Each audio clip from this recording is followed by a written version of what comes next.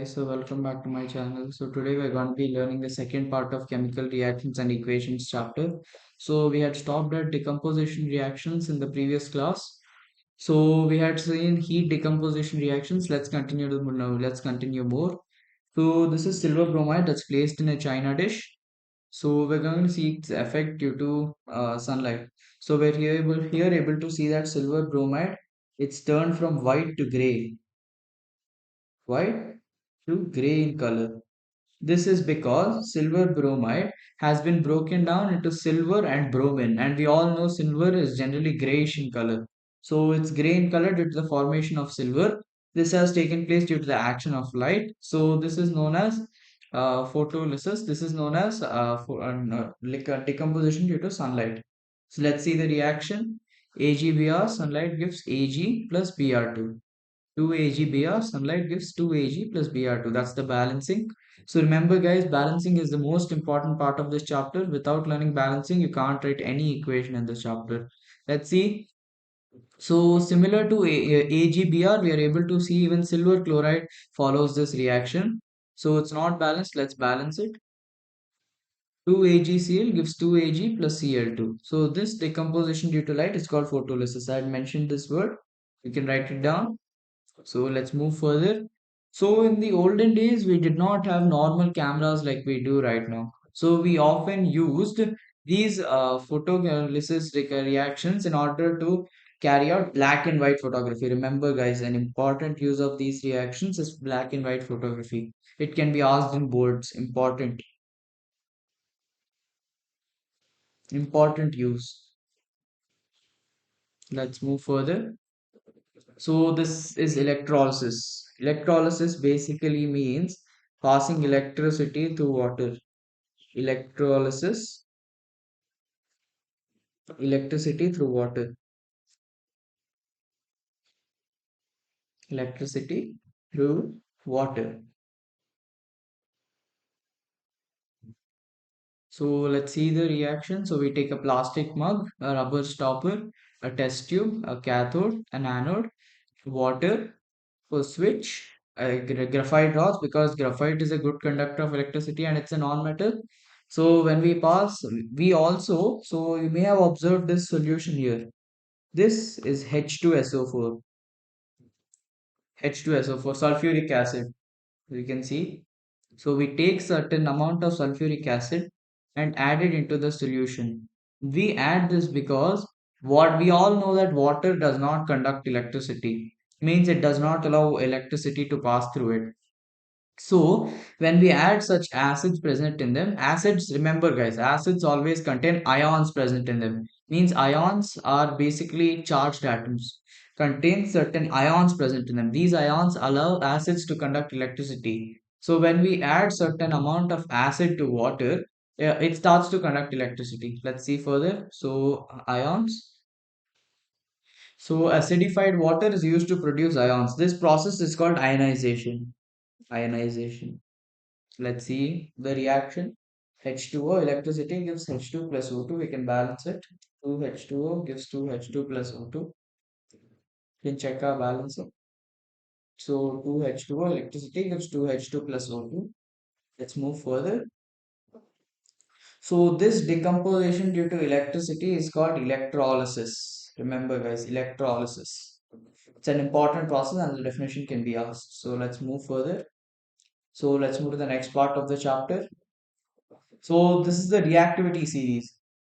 So, in order for learning the next type of reactions, which are actually displacement reactions, you need to remember this reactivity series.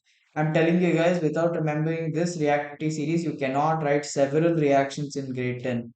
This reactivity series is a must to be remembered. You need to remember this in order. You cannot jumble the order.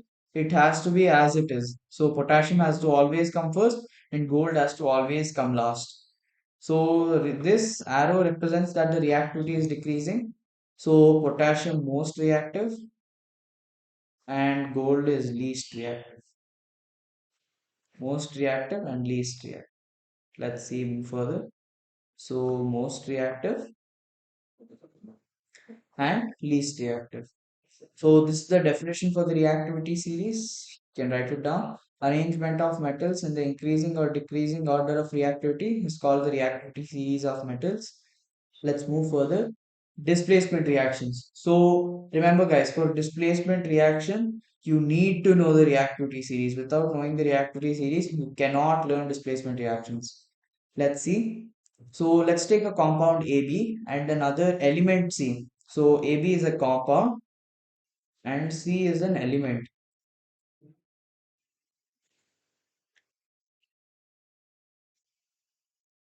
So when both of these react, let's see the result. So in this case, C is more reactive than A.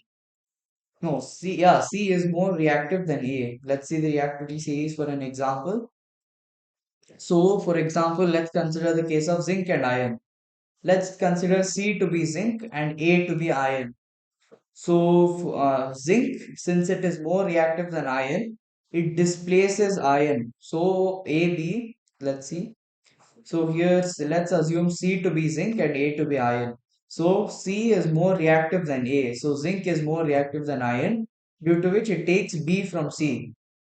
Here, a more reactive metal displaces a less reactive metal. More reactive metal displaces less reactive. Let's see further. So when a more, this is the definition for displacement reactions. You can write it down. When a more reactive element removes another element having less reactivity from its compound. These reactions are displacement reactions. Let's see further. So this is the case, this is an example or an activity for displacement reactions. Let's see, let's take an iron nail and copper sulfate solution. So iron is more reactive than copper. Iron more reactive than copper. So when we add an iron nail copper sulfate solution, we observe and leave it for 20 minutes. We observe that the solution turns green. I'll write the reaction on screen. We can learn from that. FeIn plus CuSO4 copper sulfate. Yes, FeSO4 plus Cu. Here, iron is more reactive than copper. So iron replaces copper and takes its place. So iron sulfate FeSO4 is formed and Cu is another metal that's formed. So I'll write you clearly. Right.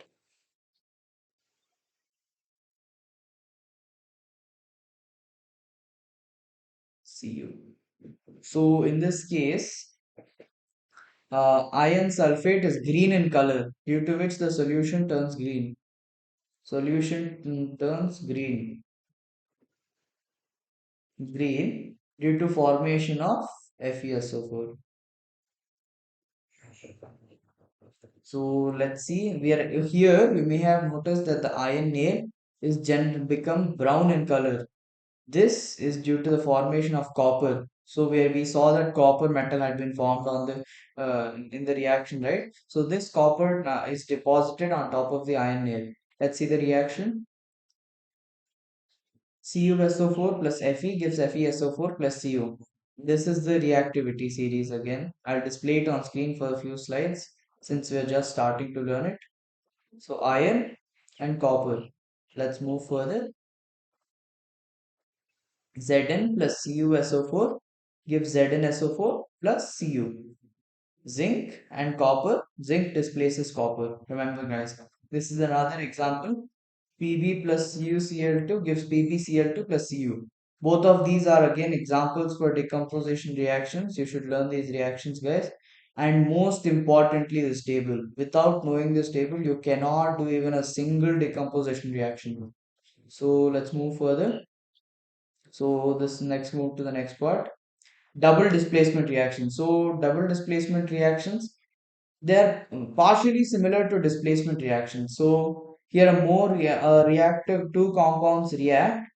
So this is basically a displacement reaction, but an exchange of ions takes place. So we're able to see that B is exchanged for D. And in the compounds, you can see AD and CB. Both have been exchanged. This is an exchange of ions. exchange of ions. We'll see some examples further in the chapter. So this is the definition. The reactions where a precipitate is formed by exchange of ions between the reactants. So I've mentioned that a precipitate, this is because most of the double displacement reactions involve precipitate, but not always. Not always. Reply, not always. Remember guys, not always. So let's move further. So a precipitate is an insoluble substance, does not dissolve. Does not dissolve. Let's see further. So this is an example of a double displacement reaction. Reaction between barium chloride and sodium sulfate. This test tube contains sodium sulfate. That test tube contains barium chloride. I'll write the reaction on screen. BaCl2 plus Na2SO4 gives BaSO4 SO4 plus 2 NaCl. That's the balancing. 2 NaCl. Let's see further. Na2SO4 plus BaCl2 gives BaSO4 plus 2 NaCl. Here, 2 NaCl. Okay, so let's move further. These are more examples for double displacement reactions. Barium sulfate reacts with zinc sulfate to form barium sulfate and zinc sulfide. So sorry, I pronounced this as sulfate, it's sulfide. So sulfide and sulfate are two different things, guys. Do not assume. They're both formed of sulfur, but they're different. You can see sulfate is denoted by S and sulfate is denoted by SO4. S and SO4. Sulfide does not contain any oxygen atoms, whereas sulfate consists of 4 oxygen atoms. Let's see further. Copper chloride reacts with potassium iodide to form copper iodide. So this is a brown precipitate. So precipitate is denoted as PPT. Remember, precipitate is denoted as PPT plus KCl, potassium chloride. So let's move further, guys. So a precipitate is generally represented by an arrow pointing downwards. This, even though this arrow is not generally compulsory, but if you want, you can denote it by an arrow pointing downwards. Let's see further. So an arrow pointing downwards. Let's move to the next part. Oxidation and reduction reactions. So oxidation and reduction reactions. Let's see about them. An oxidation reaction. Let's start off with an example. Let's take copper powder in a china dish and heat it on a burner. We observe that this turns black. This copper turns black due to the form. I'll react the reaction on screen. Cu plus O2 gives CuO. We can balance it like this. 2Cu plus O2 gives 2CuO. This is an oxidation reaction. Here's the reaction. 2Cu plus O2 gives CuO. Here's the balancing. So here copper oxide is black in color. Black. Let's see further. Copper is gaining oxygen to form copper oxide. So this is another example. Ethyl alcohol plus sodium gives sodium ethoxide plus hydrogen gas. This equation, it's not actually required right now. We're going to learn it in carbon compounds in fourth chapter. Fourth chapter, carbon and its compounds. Carbon compounds. You're going to learn it in that chapter. Right now, it's not necessary in the starting of 10th. So let's move further. So this is a balancing. If you want, you can write it down, but it's not actually required right now. So ethyl alcohol has lost hydrogen. So oxidation reactions are basically the addition of oxygen or the removal of hydrogen here. Oxidation is the gain of oxygen or the loss of hydrogen. Any one of those indicated in a reaction indicates oxidation reactions. Okay, so now let's see reduction reactions. This is an example. C plus H2 gives CH4. Here hydrogen is gained. Here there's only two H2 molecules, but there's four over here. Hydrogen is gained. Let's see another example. Ozone decomposes to form O2 oxygen plus O, nascent oxygen. So here O3 is becoming O2. So it's losing oxygen, oxygen lost. So this is the opposite of oxidation. Reduction is always the opposite of oxidation. Of oxidation. So here hydrogen is gained and here oxygen is lost. So we can say reduction is the loss of oxygen or the gain of hydrogen. Any one is considered as reduction. Let's move further. Next part, redox reactions. So oxidation and reduction reactions are together known as reactions. Together known as redox reactions. When they take place simultaneously in any reaction. Let's see some examples. When oxidation and reduction take place simultaneously in a chemical reaction, so it is known as redox reaction. You can write this definition down. So this is an example. CuO plus H2 gives Cu plus H2O. Here, copper oxide, it's losing oxygen to form copper, but hydrogen, it's gaining oxygen to form water. So here's the indication. CuO, oxygen loss reduction, and oxygen added oxidation. So CuO is changing to Cu, oxygen is being removed from CuO, and copper oxide is being reduced to copper. Here in the other case, H2 is changing to H2O, oxygen is being added to hydrogen, and hydrogen is being oxidized to water. So any substance that gives oxygen or removes hydrogen is known as an oxidizing agent.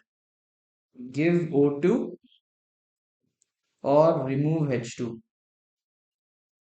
H2. Any one is considered to be oxidizing agent. So let's see. The substance which gives oxygen for oxidation is called oxidizing agent. So any substance that removes oxygen or adds hydrogen or adds H2 is a reducing agent. So you need to remember both of the definitions. Here it is. The substance which removes oxygen is called oxidation. The substance which gives oxygen is called oxidizing agent. Let's see further. So this is another example. BaSO4 plus C gives BaS plus CO. This is the balancing for 4C, 4CO. Here BaSO4 loses oxygen to form BaS, and this is reduction. 4C gains oxygen to form 4CO. So BaSO4 is the oxidizing agent, C is the reducing agent. Let's move further. One other example, ZNO plus C gives Zn plus CO. So ZNO, zinc oxide is losing oxygen to form zinc, oxygen loss reduction, and carbon is gaining oxygen to form carbon monoxide. So oxygen added oxidation. Zinc oxide is the oxidizing agent and carbon is the reducing agent. Let's move further. Manganese oxide, manganese dioxide plus HCl gives manganese chloride plus H2O plus Cl2. Here MnO2 is losing oxygen to form MnCl2 plus HCl is losing chlorine to find is gaining oxygen actually to form water. Let's see further. So we can balance the reaction like this. MnO2 loses oxygen, so O2 lost reduction, and HCl is gaining oxygen, so O2 added oxidation. MnO2 is the oxidizing agent and HCl is the reducing agent. Let's see this further. So corrosion, this is one of the last parts of the chapter.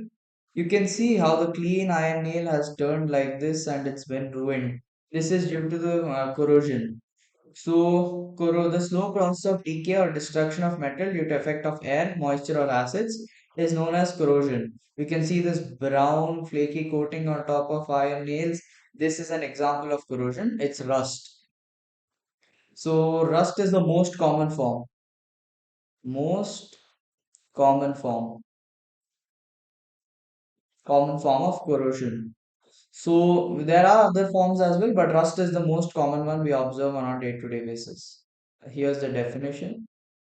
Due to effect of moisture, a layer of reddish brown color is deposited over surface of iron called rust. This is the chemical formula of rust. It's not required, but if you want, you can remember it. So let's see. Copper objects get coated with a green substance called copper carbonate with passage of time. Look at this proper copper that's present here neatly. Now, due to the action of moisture and carbon dioxide, it becomes like this. The metal is ruined. This is known as copper carbonate, CaCO3. No, CuCO3. I'll erase and write that. Just give me a minute.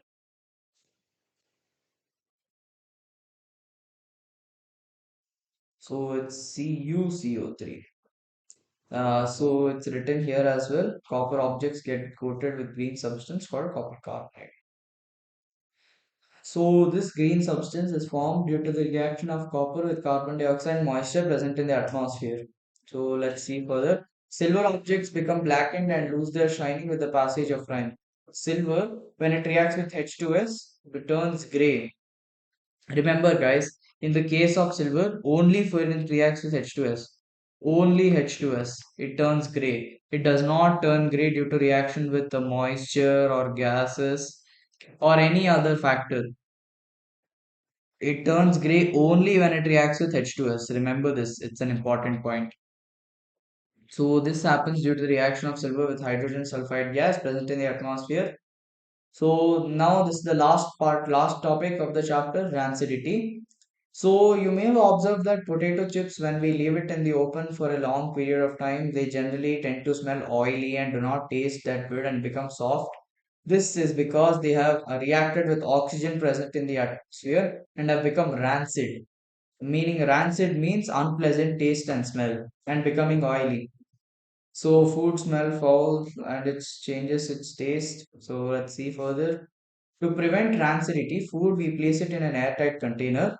So chips here, chips they're placed in before being placed in packets. Nitrogen gas is filled in the packet.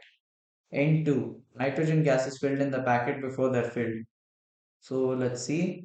Yeah, see, chips are stored in nitrogen as nitrogen is very less reactive. It does not react with the chips present in the packet. So these are some other methods that are used to prevent rancidity. Antioxidants are used to prevent oxidation of food containing fats and oils. These antioxidants are certain substances that prevent contact with the uh, oxygen and prevent their oxidation of the foodstuff. Food is stored in refrigerator. You may have seen that your parents or any other relatives store food in refrigerators. This is in order to prevent the rancidity of the food and to keep them keep their good smell and taste for a long period of time. It is advised to store food away from sunlight. So remember guys, sunlight always increases the rate of rancidity. So along with oxygen, even sunlight plays a minor role in the process of rancidity. So let's see further. So that's all for today's session. End of first chapter. Thank you guys for watching and please stay tuned for more videos. Don't forget to like, share and subscribe. Bye.